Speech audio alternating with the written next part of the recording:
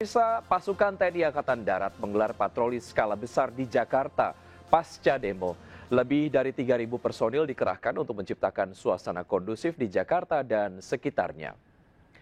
TNI Angkatan Darat menggelar patroli skala besar di sejumlah titik vital pasca demonstrasi di Jakarta dan sekitarnya. Sekitar 3.335 personil atau 33 kompi dikerahkan dalam patroli ini. Sebanyak 15 motor, 10 kendaraan maung, dan 3 truk pengangkut bergabung dalam patroli skala besar ini. Patroli dipayungi oleh Kodam Jaya dan diikuti oleh Kostrad, Marinir, dan juga Kopasgat.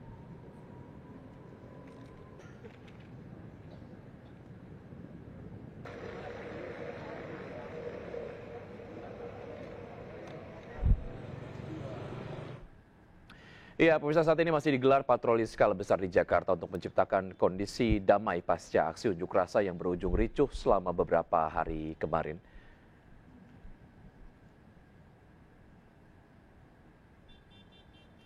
Dan kini kita masih melihat kondisi di beberapa jalan utama di Jakarta, di mana lokasi ataupun jalan-jalan di Jakarta, tepatnya di area Salemba, adalah sebuah area yang kemudian dilalui oleh TNI yang kemudian melakukan patroli untuk memastikan kondisi Jakarta dan sekitarnya dalam keadaan kondusif pasca aksi demonstrasi beberapa hari yang lalu yang berujung ricuh. Dan patroli TNI ini diikuti oleh lebih dari 3.300 personil. Dan rencananya beberapa jalan utama yang berada di Jakarta dan sekitarnya akan dilalui oleh patroli untuk memastikan kondisi Jakarta dalam kondisi kondusif. Dan seperti Anda lihat, beberapa kendaraan maung nampak digunakan dan juga motor dari TNI Angkatan Darat digunakan dalam patroli yang dilakukan oleh TNI. Sempat terlihat prajurit TNI melambaikan tangan kepada masyarakat yang kebetulan sedang berada di area jalan yang dilalui oleh patroli yang saat ini masih berada di kawasan Salemba, Jakarta.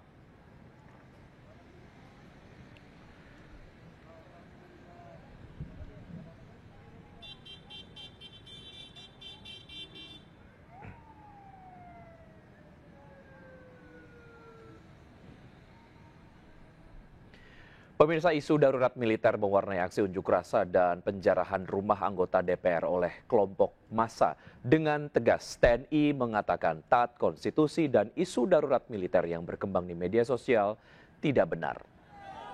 Wakil Panglima TNI Jenderal Tandjo Budi Revita menyatakan TNI taat konstitusi dan tidak akan mengambil alih pengamanan unjuk rasa. Isu penerapan darurat militer yang beberapa hari ini berkembang di media sosial tidak benar. TNI secara tegas mengatakan tidak ada niatan bagi TNI untuk mengambil alih pengamanan. TNI hanya membantu Polri jika situasi dan kondisi mengharuskan hal itu terjadi.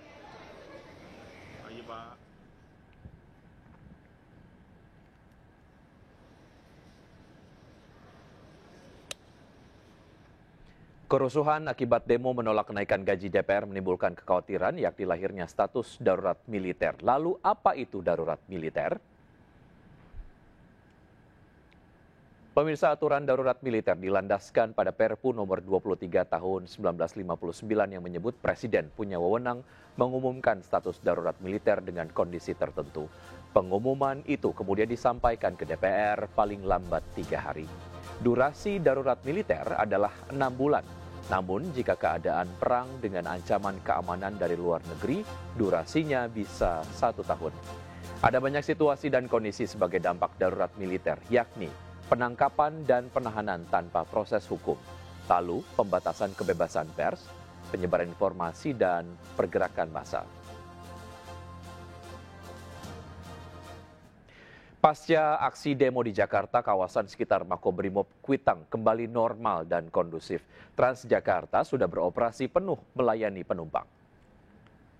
Pemirsa, beberapa hari pasca demo, salah satu lokasi yang terdampak yaitu di Kuitang ini sudah berangsur kembali kondusif dan terlihat normal, yaitu dari warga yang terus beraktivitas baik dari pengendara motor, pengendara mobil terlihat melaju baik dari Jalan Tugutani mengarah ke Senen dan juga Senen ke arah Tugutani. Dan tidak dilakukan ada penutupan di ruas jalan ini dan terlihat di belakang saya pemirsa untuk beberapa kendaraan terus melaju mengingat memang hari ini sudah diberlakukan kembali beberapa sistem untuk work from office sehingga beberapa warga kembali bekerja ke kantornya. Dan tidak hanya dari jalanan yang bisa kita sorot, yaitu ada juga dari halte Transjakarta yang kembali bisa kita lihat kembali bersih karena memang kemarin sempat dilakukan dari pembersihan baik dari petugas oren, kemudian juga yang dibantu dengan ada beberapa bantuan dari masyarakat, yaitu adalah halte Senen Toyota Rangga. Namun memang hingga saat ini dari TJ sendiri Transjakarta masih belum memberikan informasi kapan bisa beroperasi kembali karena memang untuk saat ini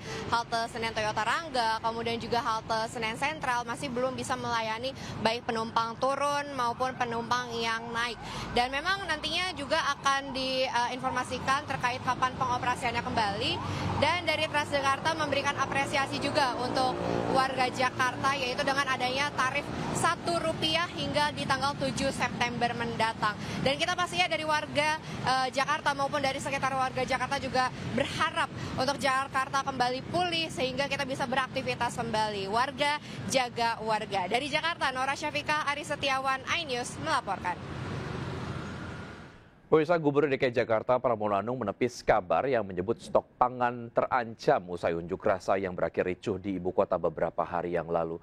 Bahkan ia memastikan jika stok pangan cukup hingga akhir Oktober.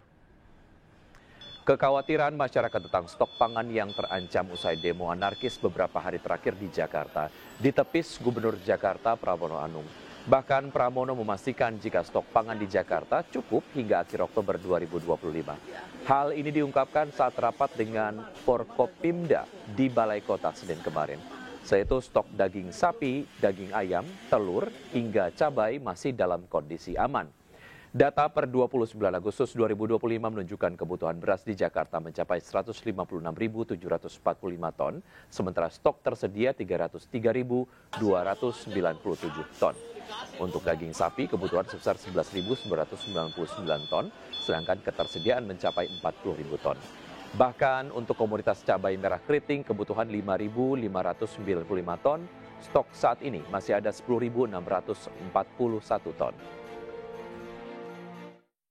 Kemarin sempat beredar rumor bahwa pangan akan menjadi masalah. Di Jakarta, pangan cukup bahkan sampai dengan Oktober akhir kalau tidak ada sesuatu, pangan di Jakarta sangat mencukupi. Sementara itu, Presiden Prabowo Subianto menjenguk anggota Polri yang terluka saat mengamankan unjuk rasa. Prabowo meminta Kapolri menaikkan pangkat anggota polisi yang terluka. Presiden Prabowo Subianto mengatakan terpanggil untuk menjenguk puluhan anggota polisi yang dirawat di Rumah Sakit Polri Kramat Jati, Jakarta. Menurut Prabowo, dari puluhan anggota yang terluka, 14 anggota Polri dirawat intensif di Rumah Sakit Polri. Presiden memerintahkan menaikkan pangkat para polisi yang terluka karena dianggap telah melindungi. Terima kasih pengajarmu. Divpropam Polri menetapkan pelanggaran berat dan sedang bagi 7 personil Brimob dalam kasus meninggalnya pengemudi ojek online Afan Kurniawan. 2 personil Brimob melakukan pelanggaran berat, sementara 5 personil Brimob lainnya dikenakan pelanggaran sedang.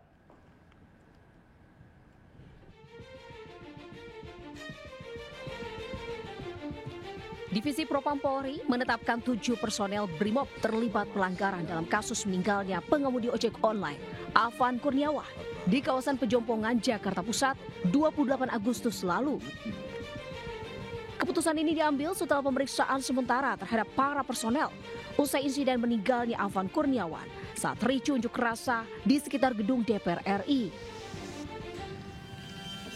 Dari hasil pemeriksaan, Divpropam Polri mengklasifikasikan pelanggaran menjadi 2 kategori, yakni pelanggaran berat dan pelanggaran sedang. 2 personel Kompol Kosmas Kajugae dan Bribka Rohmat melakukan pelanggaran berat karena berperan langsung sebagai pengemudi dan pendamping di kursi depan kendaraan taktis.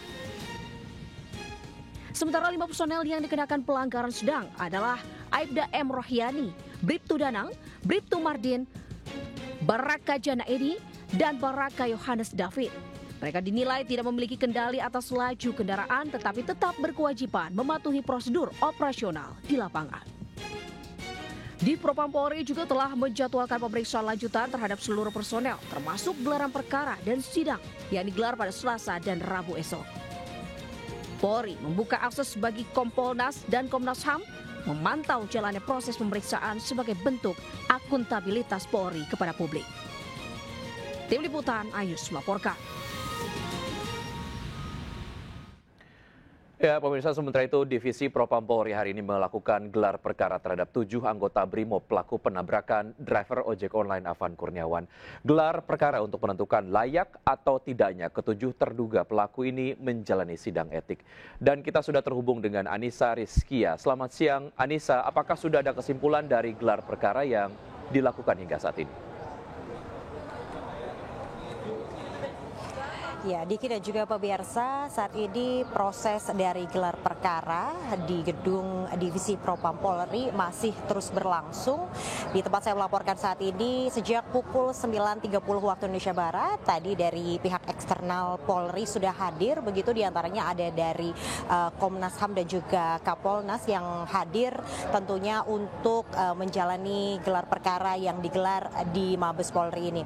Dan adapun selain pihak eksternal yang hadir, pihak internal Polri pun juga turut serta, yaitu dari Inspektorat Pengawasan Umum, kemudian ada dari Bareskrim, Sumber Daya Manusia, Direktorat Hukum, Ditpropam Brimob Polri dan juga Ditpropam Polri yang turut serta dalam proses gelar perkara pada pagi hingga siang hari ini. Tentunya gelar perkara ini akan menentukan layak atau tidaknya dari ketujuh terduga pelaku dalam menjalani sidang etik yang rencananya akan digelar pada hari Rabu dan juga Kamis, yaitu di tanggal 3 dan 4 September 2025. Kami pun juga masih terus menantikan apa kesimpulan dari gelar perkara yang saat ini masih terus berlangsung. Demikian Wiki, saya kembali kepada Anda di studio. Atas informasi yang Anda sudah sampaikan, selamat bertugas kembali. Ya, pemirsa, Prabowo menyebut kata mafia saat menyinggung soal dalang kerusuhan massa di berbagai daerah. Kata mafia juga disebut-sebut oleh 3 menteri dalam unggahan di media sosial saat memberikan dukungan.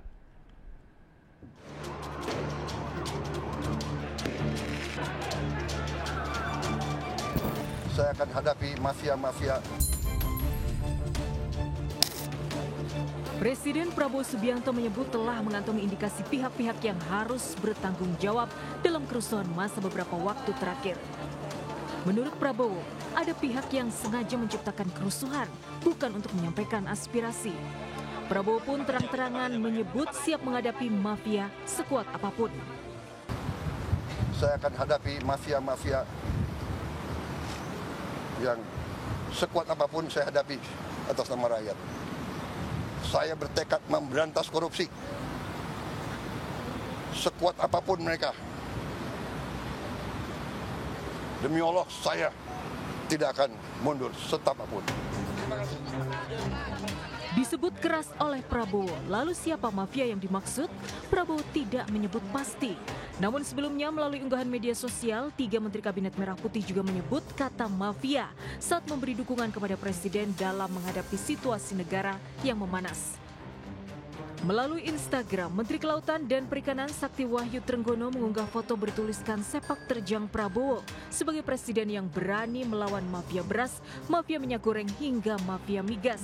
Bahkan dalam unggahan itu juga menuliskan nama Riza Khalid sebagai mafia migas yang dibongkar Prabowo.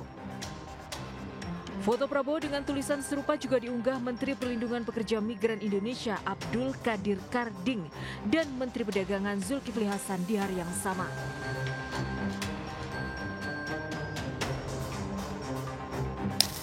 Riza Khalid adalah pengusaha di bidang migas dengan kekayaan 415 juta dolar Amerika. Baru-baru ini Kejaksaan Agung menetapkan Riza Khalid sebagai tersangka korupsi PT Pertamina. Namun Riza menghilang hingga akhirnya ditetapkan sebagai buronan. Lalu apakah mafia yang disebut Prabowo sama dengan mafia migas Riza Khalid yang disebut 3 Menteri Prabowo? Belum ada kepastian. Namun Kapolri Jenderal Listio Sigit menegaskan siap mencari bukti-bukti di lapangan untuk mengungkap siapa yang membiayai kerusuhan. Akan terus kita cari, baik pelaku di lapangan, aktornya, siapa yang membiayai, semua akan kita cari. Tim Liputan iNews melaporkan. Pemirsa, bocah yang menjarah jam mewah milik Sahroni seharga miliaran rupiah akhirnya mengembalikannya melalui Ketua RW di Kebon Bawang, Tanjung Priok, Jakarta Utara. Pengembalian dilakukan usai wajah sang bocah viral dan menyadari aksinya salah.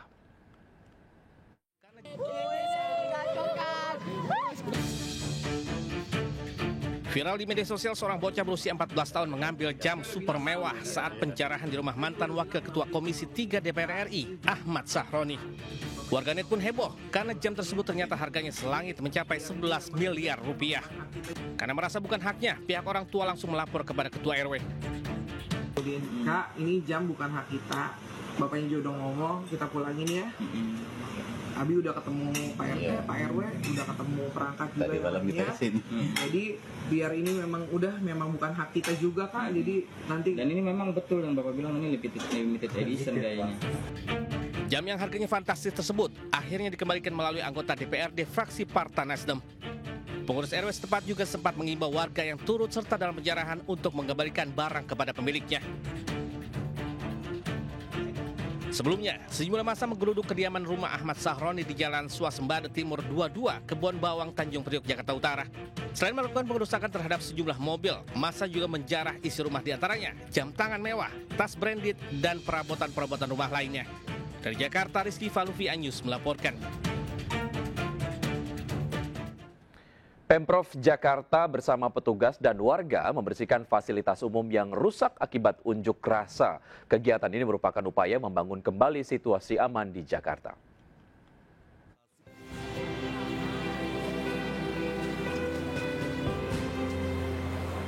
Pemerintah Provinsi Jakarta bersama elemen masyarakat membersihkan dan merevitalisasi halte Transjakarta Senen yang rusak akibat aksi anarkis beberapa hari lalu. Kegiatan membersihkan fasilitas umum ini sebagai upaya bersama dalam membangun kembali situasi yang aman dan kondusif di Jakarta. Halte Transjakarta yang dibersihkan adalah halte Senen dan kaki-kaki jembatan penyeberangan orang. Sebanyak 215 orang dari berbagai lapisan masyarakat berpartisipasi dalam kegiatan ini seperti pengemudi ojol, pelajar hingga pasukan oranye. Ini adalah gerakan serentak yang kita lakukan.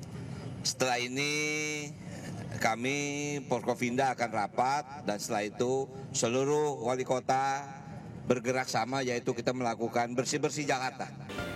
Di sisi lain, Pemprov Jakarta juga mendukung semua aspirasi masyarakat. Setiap lapisan masyarakat diizinkan untuk menyuarakan pendapat dengan tetap menjaga situasi tetap kondusif tanpa melakukan aksi vandalisme. Dari Jakarta, Tim Liputan iNews melaporkan.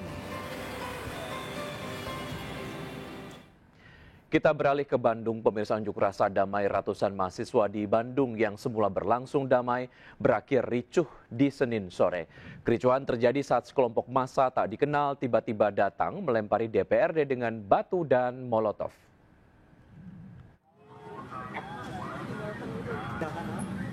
Massa tak dikenal masuk ke kerumunan aksi dan melempari gedung DPRD Provinsi Jawa Barat dengan batu, petasan, dan molotov. Massa anarkis juga membakar spanduk sisa aksi mahasiswa.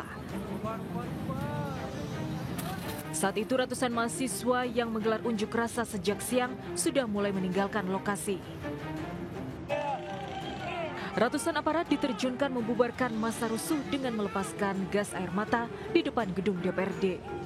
Sebelumnya, aksi yang diikuti ratusan mahasiswa dari berbagai universitas di Bandung Raya ini berlangsung tertib.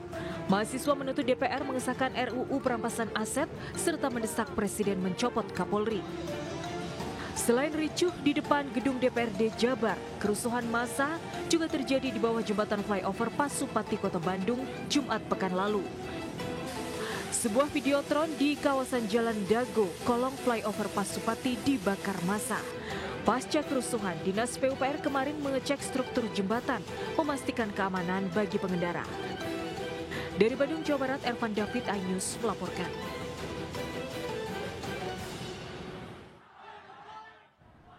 Sementara itu kericuhan juga pecah di kampus Universitas Islam Bandung, Unisba, dan Universitas Pasundan.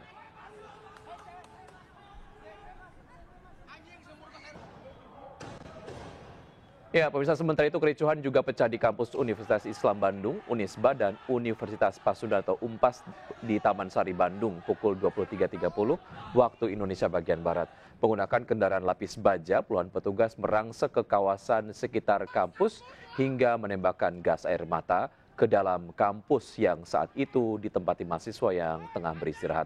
Sontak aksi petugas ini membuat mahasiswa panik dan berteriak agar tindakan represif dihentikan. Menurut Kabid Humas Polda Jabar, Kombes Pol Hendra Rohmawan, tidak ada penyerangan terhadap mahasiswa, namun petugas sebelumnya sempat mendapatkan serangan bom molotov dari mahasiswa saat menggelar patroli gabungan TNI Polri pengamanan unjuk rasa.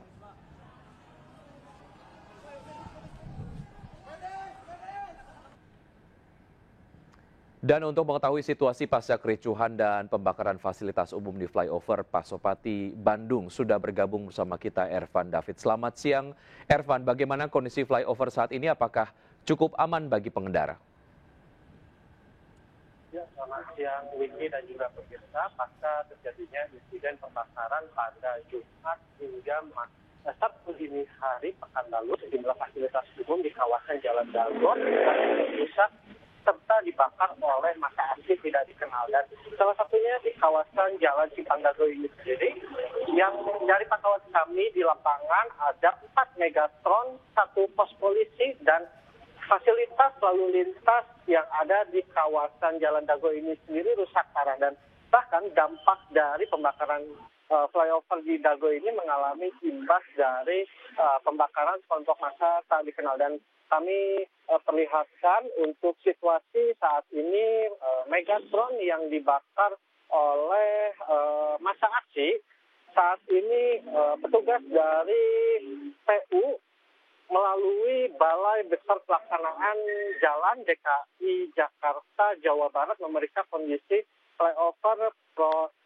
Atmaja atau flyover Pasopati, dan terlihat juga di sini masih ada sisa pembakaran megatron yang dibakar oleh massa aksi serta menimbulkan kerusakan dari flyover Pasopati, dan rencananya untuk identifikasi ini akan terus berlangsung hingga sore hari nanti untuk menjamin keamanan para pengguna kendaraan yang melintas yang ada di kota Bandung. Dan saat ini jalan raya Pasopati ini sendiri masih diperbolehkan dilintasi oleh pengendara roda 2 maupun roda 4. Dan selain itu juga, Wiki dan juga pemirsa, untuk situasi lalu lintas di Simpang Dago ini sendiri mengalami rekayasa lalu lintas dari petugas Dinas Perhubungan dan juga petugas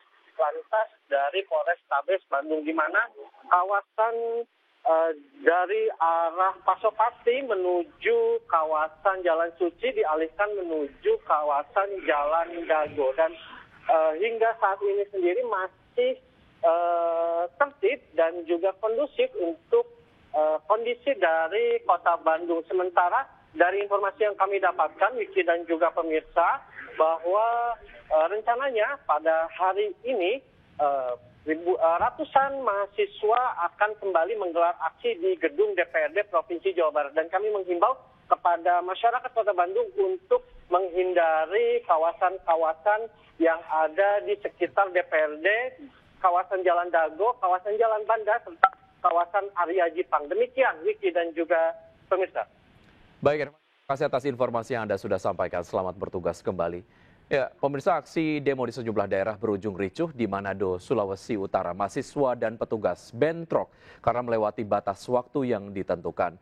Lalu di Palopo, Sulawesi Selatan dan Tarakan, Kalimantan Utara juga berujung ricuh usai mahasiswa berusaha menduduki gedung DPRD.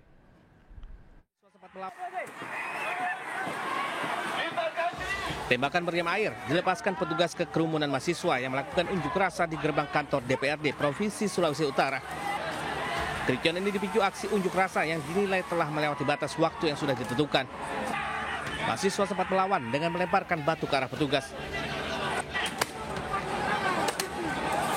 Pasukan BRIMOB sempat melepaskan tembakan gas air mata dan memukul mundur pengunjuk rasa hingga membuarkan diri. Akibat aksi ini, sejumlah warga diamankan karena diduga akan membuat kerusuhan. Di Palopo, Sulawesi Selatan, demo di kantor DPRD juga berujung ricuh. Ribuan mahasiswa dan petugas terlibat aksi saling serang. Bahkan polisi sempat melepas tembakan gas air mata untuk memecah kerumunan massa. Sementara mahasiswa membalas dengan lemparan batu. Aksi yang berakhir ricuh ini membuat akses jalan Trans Sulawesi mengalami kemacetan panjang. Sementara aksi demo di depan kantor DPRD Kota Tarakan, Kalimantan Utara juga berujung ricuh. Ribuan massa dari berbagai elemen mahasiswa terlibat aksi dengan petugas di gerbang kantor DPRD. Bahkan massa aksi sempat membakar ban bekas.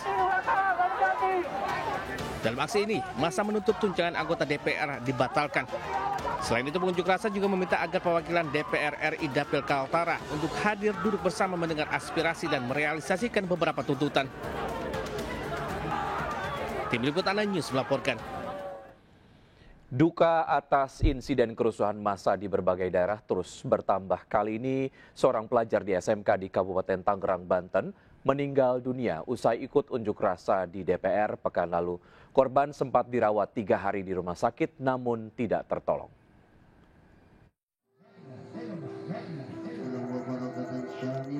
Suasana duka menyelimuti rumah ALF di Kecamatan Tiga Raksa, Kabupaten Tangerang, Banten, Senin malam. ALF yang masih berusia 16 tahun meninggal usai ikut unjuk rasa di gedung DPR Jumat pekan lalu. Menurut keluarga, ALF diajak temannya ikut demo ke DPR. Saat itu korban izin ke guru pulang lebih awal dengan dalih mengantar ibunya berobat.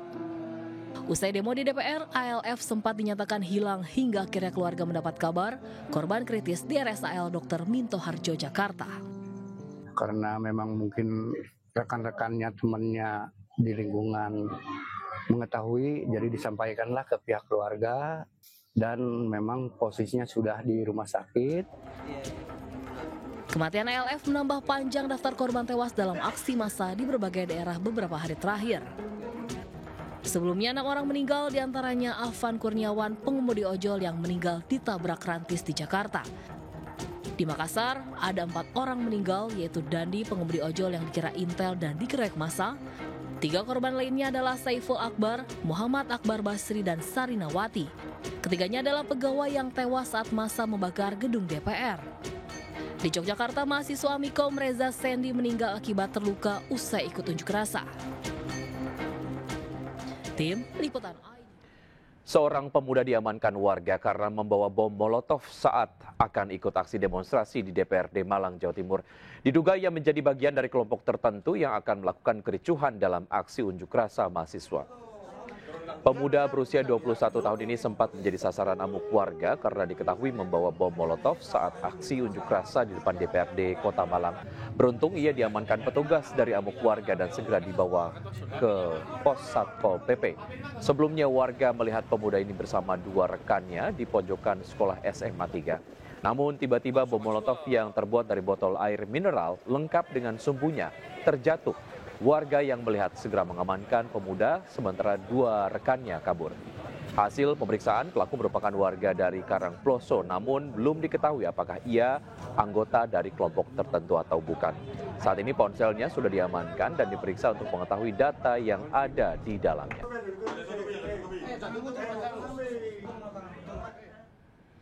Ya, total 580 orang diamankan dan 89 diantaranya ditetapkan sebagai pelaku perusakan dan pembakaran fasilitas umum serta gedung negara dan kantor polisi Polsek Tegal Sari, Surabaya. Sebelumnya unjuk rasa terjadi selama 2 hari di 6 kabupaten kota di Jawa Timur.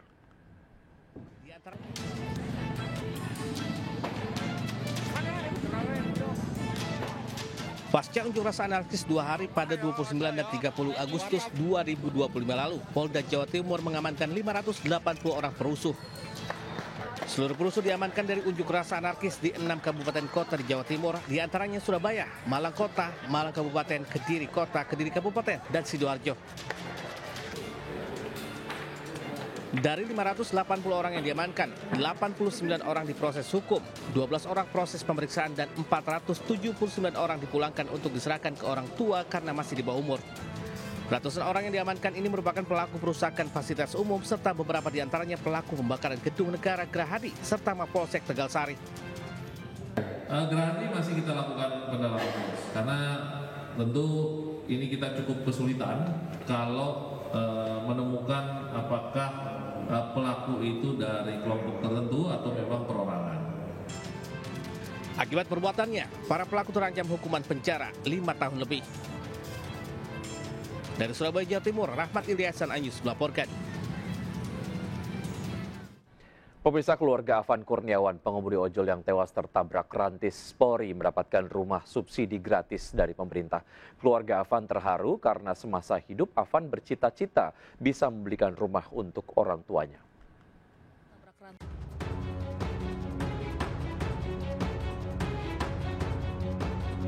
Menteri Perumahan dan Kawasan Permukiman Marwarar Sirait menyerahkan kunci rumah subsidi kepada keluarga Afan Kurniawan, pengemudi ojol yang tewas tertabrak rantis polisi saat aksi unjuk rasa.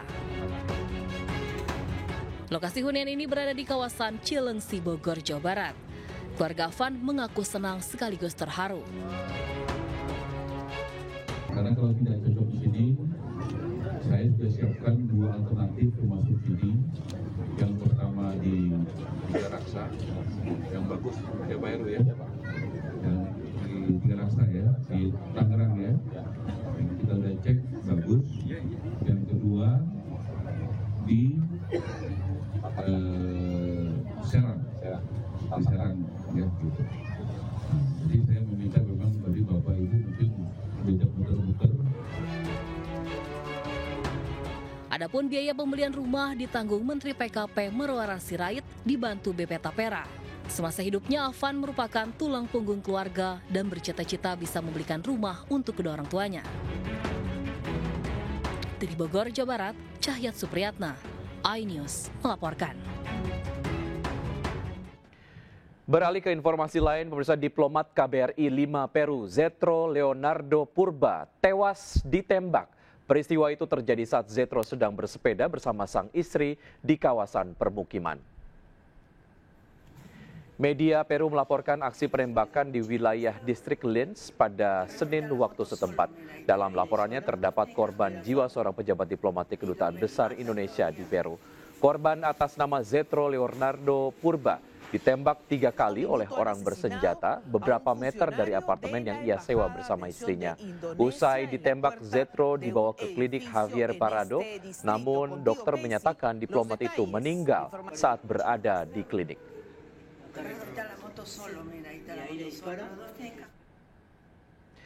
5 orang yang masih satu keluarga jadi korban pembunuhan di Indramayu, Jawa Barat. Dugaan sementara para korban dirampok sebelum nyawanya dihabisi.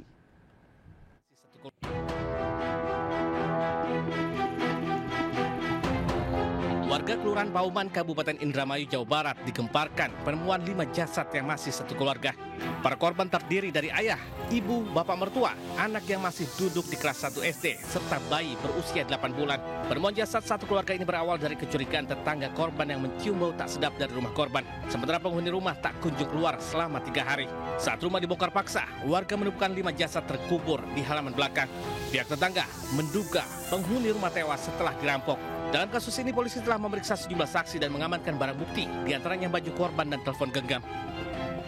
Satu kalau nggak salah tuh ada mobil pick up 2 gitu.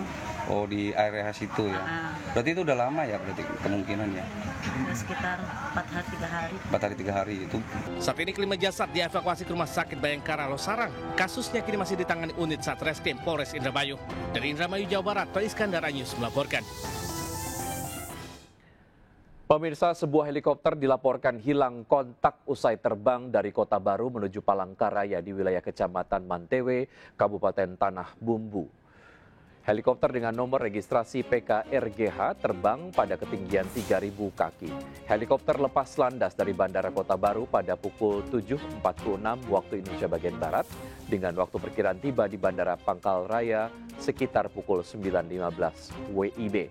Kontak terakhir tercatat pada pukul 7.54 WIB sekitar 10 menit usai lepas landas. Berdasarkan informasi, helikopter memuat 8 orang penumpang dan awak.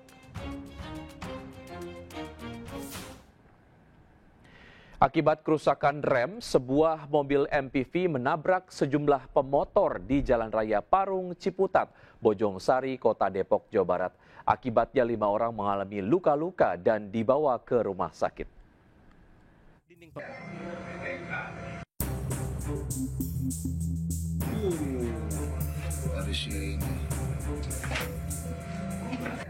Sebuah mobil jenis MPV hilang kendali hingga menabrak dinding pembatas SPBU di Jalan Raya Parung Ciputat, Depok, Jawa Barat. Mobil sempat menabrak sejumlah sepeda motor sebelum terhenti. Mengetahui kejadian itu, warga di sekitar lokasi langsung beramai-ramai menolong korban. 5 orang terluka dan harus dibawa ke rumah sakit. Dari keterangan warga, mobil dari arah Ciputat menuju Parung itu tiba-tiba kehilangan kendali saat melaju di jalanan menurun. Kecelakaan ini terjadi diduga akibat rem blong tidak berfungsi. Insiden ini kini dalam penyelidikan anggota Laka Lantas Polres Metro Depok. Dari Depok, Jawa Barat, Yung Rizky Anyus melaporkan.